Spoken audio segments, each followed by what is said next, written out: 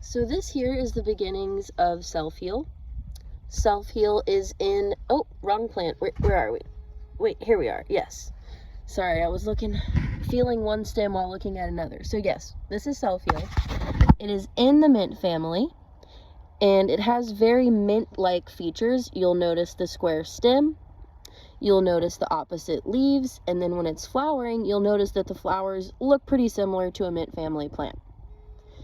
It's got pretty common leaves, so if you saw this in the wild, it might not grab your attention too hard. So what you can do is come up to it, look for those opposite leaves, and feel for a square stem, and maybe just keep an eye on it if you're unsure, and wait until it's blooming so you're absolutely positive. Self-heal is an incredible plant, and its name pretty much says it all. It's also called Heal All, and for good reason. This plant has a lot to offer. You can take it internally, you can eat it, you can use it externally, which is typically what I do. You have a lot of options to incorporate this beautiful plant into your life, so I highly recommend planting some if it doesn't grow wild in your area. So self-heal, similar to what did we talk about earlier? Common cinquefoil is a very safe, mild astringent. It's anti-inflammatory. It's very soothing and calming. It's wonderful for sore throats. It's wonderful for eczema, psoriasis, skin conditions of any kind, but especially red, irritated, itchy, and inflamed.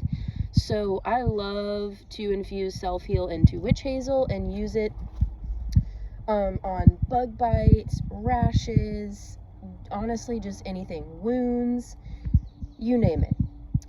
Internally, it's going to be great for similar things as cinquefoil, helping to tighten and tone the tissues, so it can help with sore throats, ulcers, GI issues, etc.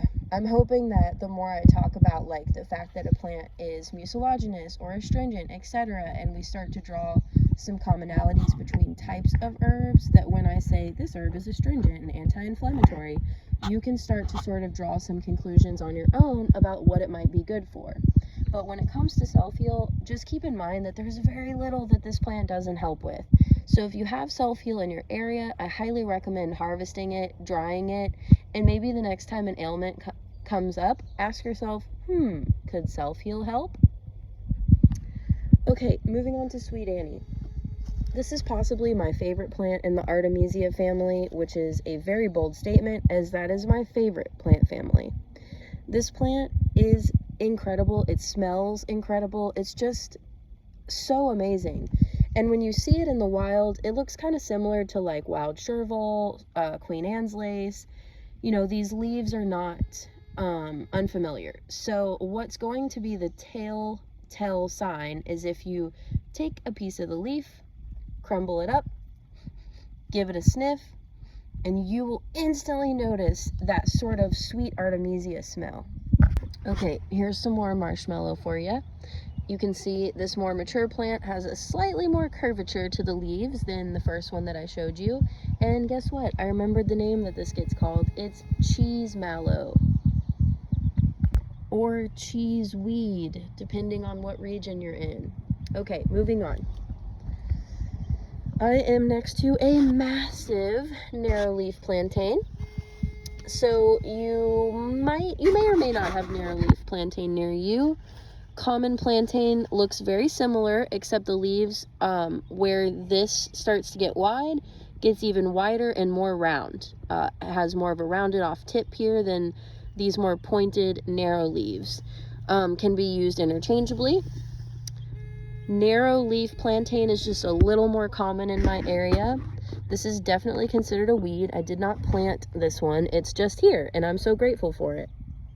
So the other cool thing about plantain, well, I haven't even told you all the cool stuff about plantain, is that the tips here are edible, and they can be kind of slimy, similar to flaxseed. I've seen people cook these up in a skillet in breakfast, because you get sort of that similar texture to a hearty egg dish. But typically we're harvesting the leaves and using it topically for all the magical things it does. And all the magical things it does is It's an amazing soothing plant. So I love to use this on bug bites. It will stop itch like no other plant I've ever tried. It is amazing for anti-itch. It's amazing for swelling. It's amazing for cooling down like hot, swollen things. Think about like when something is so hot that you can like feel your heartbeat. You are going to want to grab plantain. It's mucilaginous, it's got saponins, it's cooling, it's soothing, it's just all around the best. This is one of my most used. So in last month's plant walk, we saw the beginnings of wild comfrey. Now it is absolutely everywhere, and I want to show you all the difference in a first-year plant and a second or third-year plant, because this might be very easy to spot in your woods, but a first-year plant is not quite as showy. So the cool thing about these more mature plants is that they get these really sweet alien antennas that have these precious little white blooms at the top. Common comfrey that you might buy at a nursery or plant, the one that's more commonly used medicinally has blue blooms. This is wild comfrey. It's actually not even in the same family as common comfrey. However, it has very similar uses, so we use it interchangeably. And because this comfrey is super abundant in my area, this is what I use instead of common comfrey, unless my plant in the garden is really showing out one year. So let's take a look at it. Here's what it looks like from above. And over here is a first year plant, which you can see just has some leaves coming up from the ground. These leaves are quite scratchy. It is often called cowboy toilet paper because it is very rough, whereas mullein and lamb's ear are a little more on the soft side. Here's some more young wild comfrey. So the parts that we are going to use is the leaves. You actually can use the roots as well, and the roots are really great. But the leaves are just more abundant. So if I'm in a little patch like I am currently in the woods, I might take 2 leaves from each plant, from each healthy plant, to gather up however much comfrey that I need. A cool indicator of this plant is that it looks like the stalk is literally piercing through the leaves. It's pretty cool. And then of course, this alien antenna that's just hard to miss. So comfrey is a really cool plant with a lot to offer. A cool thing about this plant was that it was actually brought to America by English settlers for its medicinal uses. And so if you see wild comfrey today, it was once brought over here specifically for its medicinal properties. And this is a cool thing that we can note about a lot of invasive plants. Invasive plants are plants that did not occur here naturally at one point or another. They were brought here. And a cool thing to conclude about these kinds of plants is that they were probably brought here for a reason, whether that reason be that it's ornamental and beautiful, or that it has a lot of either medicinal or edible uses, or both. Comfrey is not something that we're going to eat or really use internally very often. This is more used externally. The thing that makes this so medicinal is its allantoin content. I know I say that wrong. It's ALLANTOIN. And that content is actually found in nursing mothers in breast milk, and it is how do you describe it? It like really boosts things. It's very speedy. It's also super astringent. It's considered a vulnerary, and so this makes it amazing for things like minor burns, wounds, scrapes, swelling, joint pain, and any sort of bone related stuff. Comfrey is also nicknamed bone knit for its ability to literally help broken bones recover quickly. So you don't want to use comfrey on super deep wounds because it can help the wound speed too quickly, that the skin could potentially close over that deep wound before the wound is done healing. So we really only want to use this on surface wounds like scrapes, bug bites, little cuts, nothing like a gash or a 3rd-degree burn or whatnot. But it is going to help speed it up really, really, really fast. There's actually, I can't remember it off the top of my head, but there is a wound cream given in hospitals modeled after a synthetic allantoin, I'll never know how it's pronounced, that helps speed up the recovery of wounds. So this is wonderful, a wonderful plant with a ton of uses that is likely growing in a wooded area near you. After showing a more mature plant, I just wanted to show a couple first year comfrey, wild comfrey, so you can see what those look like. A lot of beginning plant ID folks mix this up with mullein, but once you've really seen them both up close and personal, you won't mix them up. They're quite different. Mullein has a lighter tint and much softer fuzz to it than wild comfrey, and the leaves are a bit broader. This here is Sweet Sicily, and what a sweet plant it is.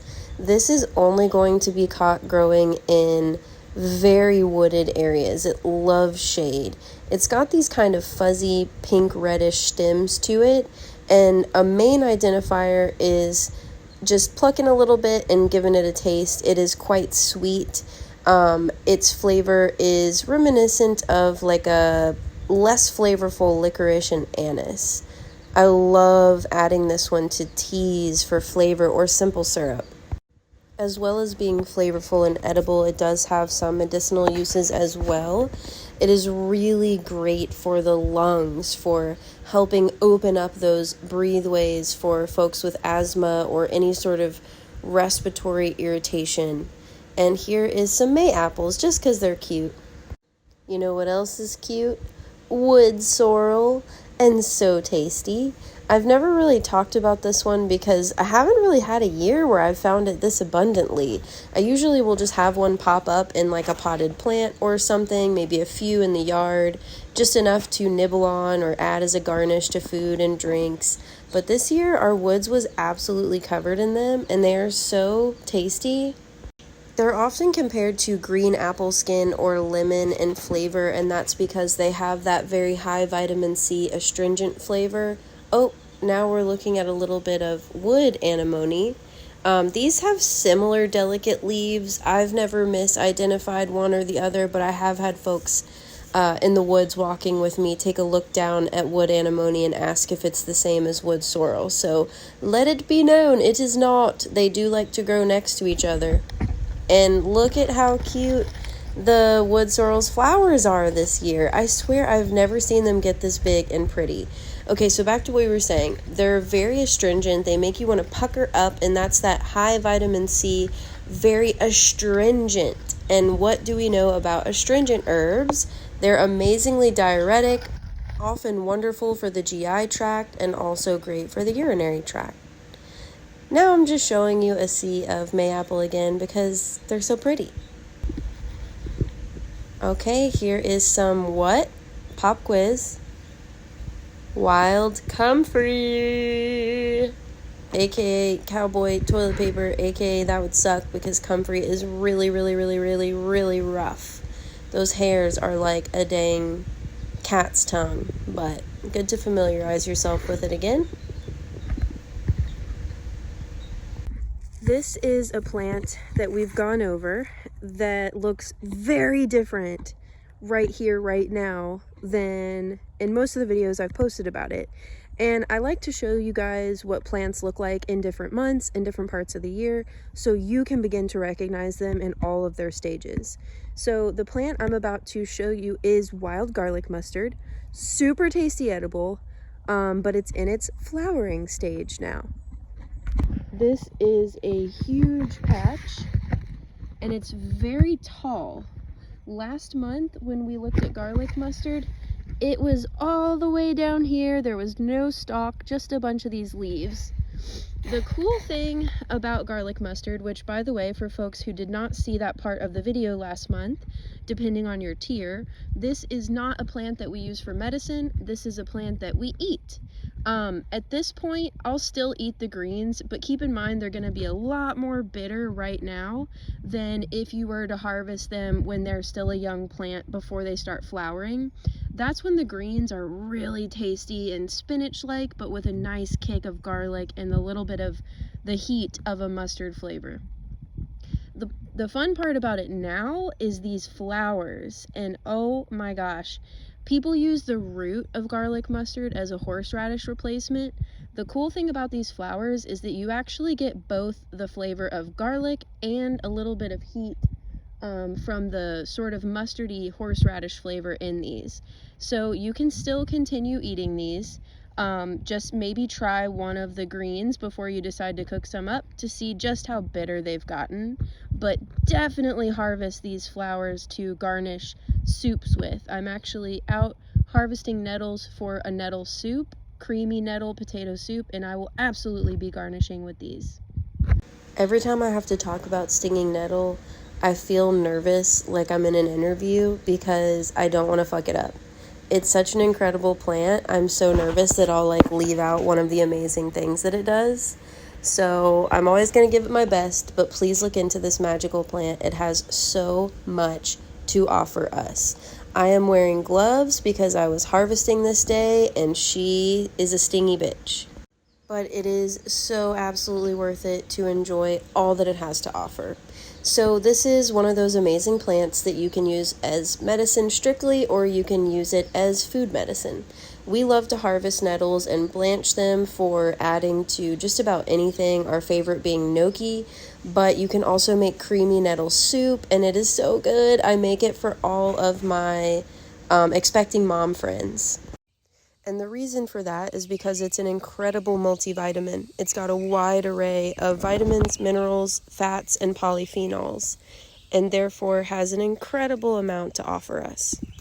This here is Clasping Venus Looking Glass. I know this has medicinal uses, but I do not use it in that way. I just think it's a beautiful plant and wanted to show you all. This here is Wild Senna. I use this plant for constipation, bloating, and IBS. I find it gentle, but it's intense for others, so go slow. This is a type of milkweed, another plant that I don't use medicinally, but I think it's so gorgeous and beautiful that I wanted to show you all in case it's growing in your area. And here we have early stages of mountain mint. I like to show this one to you all a lot because it changes so much over the course of the different seasons throughout the year. This plant is so tasty and can help with everything from indigestion, oral health, respiratory health, all kinds of goodness. This here is dewberry. I don't really find enough of these to use medicinally, but they're a very tasty foraging treat. They're very astringent, similar to raspberry and blackberry, and are used similarly. And here we have the majestic early summer, but it'll be around for a while. Butterfly weed. It is so freaking gorgeous. And surprise, the root of this is pleurisy root, which is used for very major respiratory pulmonary things. This is not like using mint for a cold. You really want to look into using the root of this plant. Definitely something to have if you're prone to long respiratory illness. And this here is a wild miniature goat named Philip, covering a cute little Pipsisua plant. These are so special that I do not harvest them, but they're a good one to know. One of our more fragile native species. It is wonderful for helping with all things urinary tract, kidney stones, all sorts of good stuff. And then we've got stone crop here, which can absolutely be ingested and has some internal medicinal properties, but I love using this one externally. I think it is excellent for the skin. It's actually in our fine lines blur and can be applied topically to wounds. And here we have a familiar face if you've been with me a while.